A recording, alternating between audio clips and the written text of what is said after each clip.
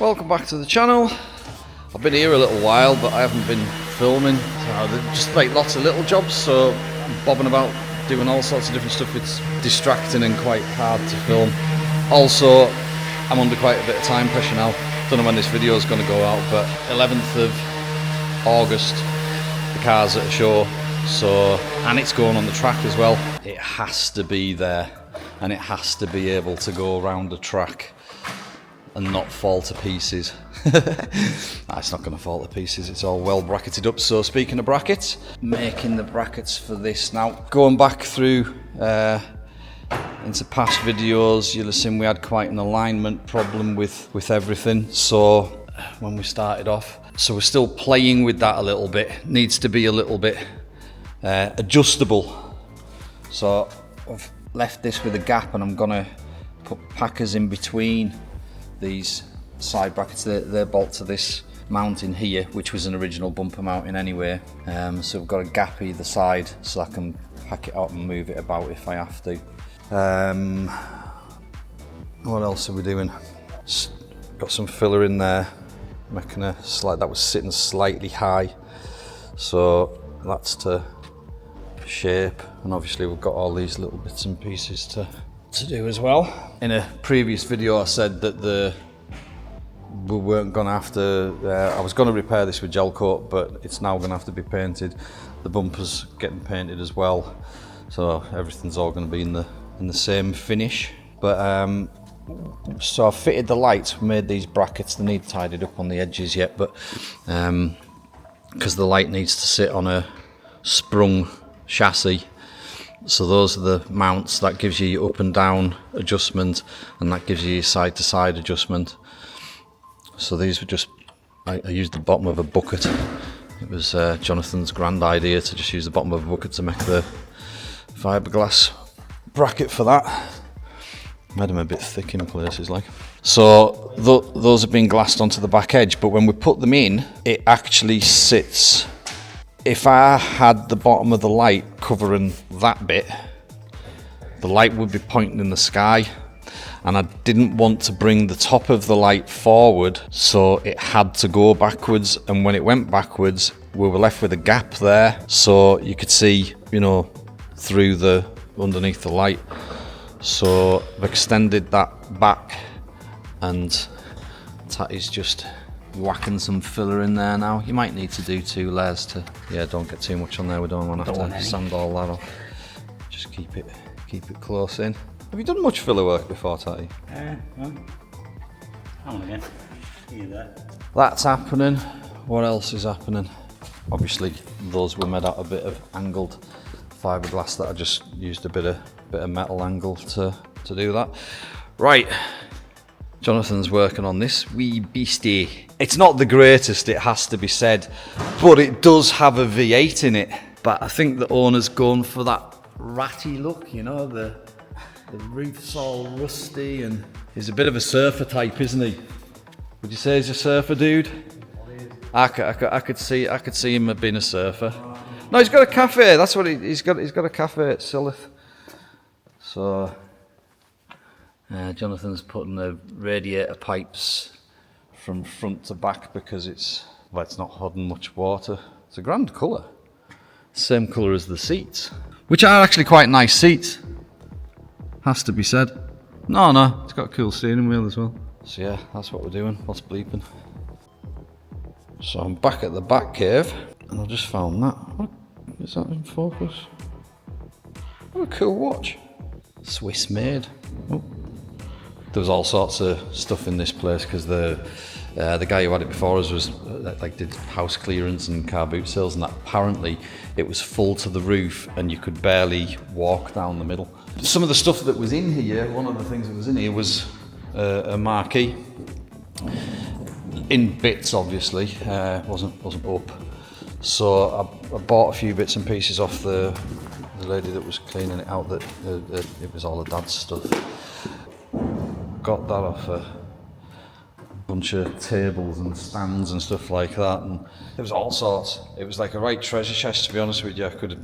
I wish I'd seen it when it was full. Mind you, that would have probably been a bad idea. So a few weeks ago, I was thinking to myself, I'm gonna need some tables for the new spot, and I'm gonna need a compressor. And then, like literally the next day, a couple of days, dude pulls up with a trailer, a lad from the airfield, so it's one of the neighbours I suppose you would call him, turns up with 6 metal tables, like metal frame, metal top, big uns and all, and at a good working height as well. You see, like that's a kind of, those are at horrible working height, but that's a brilliant working height, so absolute gift. And he also had a compressor, so I bought that off him as well. But we've got a couple of issues. The first issue was it's 3-phase and there's no 3-phase in the building. Oh, this little fella there, which converts a 32 amp 240 volt into 3-phase, but there's some weird stuff going on with it and it doesn't work. So I've bought a load of problems really. We think it was in the floods because it's got like funny sort of dust all over it. It looks like it's been, and the circuit board, yeah, you can see on there, zoom it in, it's all rusty, and like it's rusty all over the place. There's actually legs rusted off that chip. So, and that board, so when you look up how much these compressors are, they're about $4,500, and that board to replace is 2,000 something. Jonathan looked it up. So he's been messing on, basically seeing how we can hotwire it. It was seized and there was water in it all over the spot. So he's had it running. This works. The motor does run. That's like a radiator cooling fan. It's got a oil radiator there, so it pumps oil to keep it cool and lubricate it at the same time. It's a screw compressor, not a piston compressor, so this is like a supercharger really. Anyway, the motor runs. He's unseized the pump, but there's issues with how we're going to actually make it run, so that's not my department. So if it doesn't work, you know, it is what it is, isn't it? We'll have to get something else. And then Pete the landlord has dropped off some paint for the ceiling. I'm going to pop a hole through there for the extractor because this end's going to be the booth.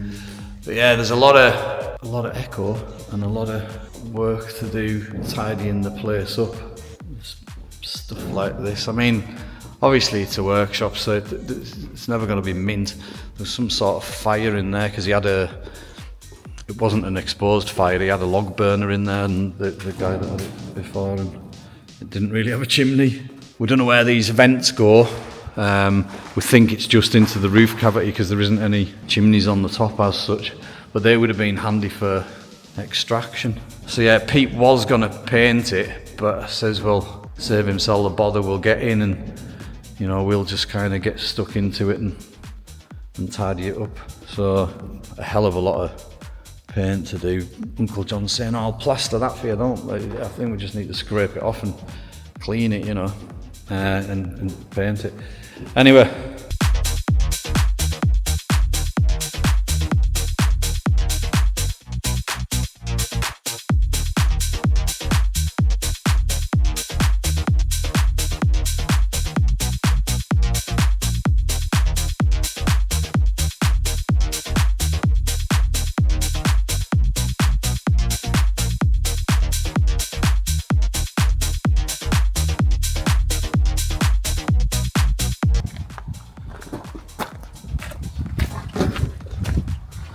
So I've just got my wheels back from Prestige Wheels, powder coating specialists, and they have done an amazing job. Look at these.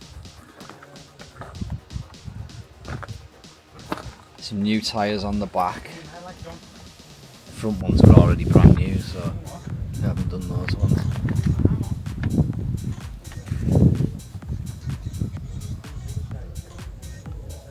Absolutely stellar job. We'll just give them a wash. I haven't gone for the brightest of bright red. We went somewhere in the middle, so it's not too gaudy bright. So you can compromise between the two. The candy, this is a 3-coat system. Apparently, all told, they were in the oven for about 4 hours in between all the coats and that. So I've just fitted something to the car that I've been bursting to put on, but it's kind of like latter stages. See if you can spot it.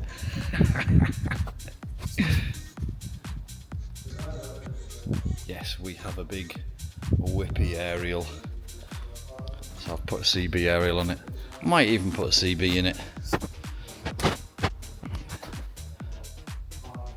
But ages ago I said about doing the radio controlled car look, and that's all part of it.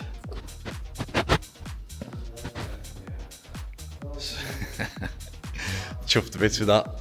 That's absolutely ideal. I'll maybe get it powdered, actually get it done the same colour as the wheels. Obviously it's slightly controversial. People will be like, oh, what have you done that for? I'll tell you why I've done it. Because I wanted to, that's why. So yeah, I'd probably shorten it down a little bit, maybe take about a foot off it. But yeah, I think that's great. Love it.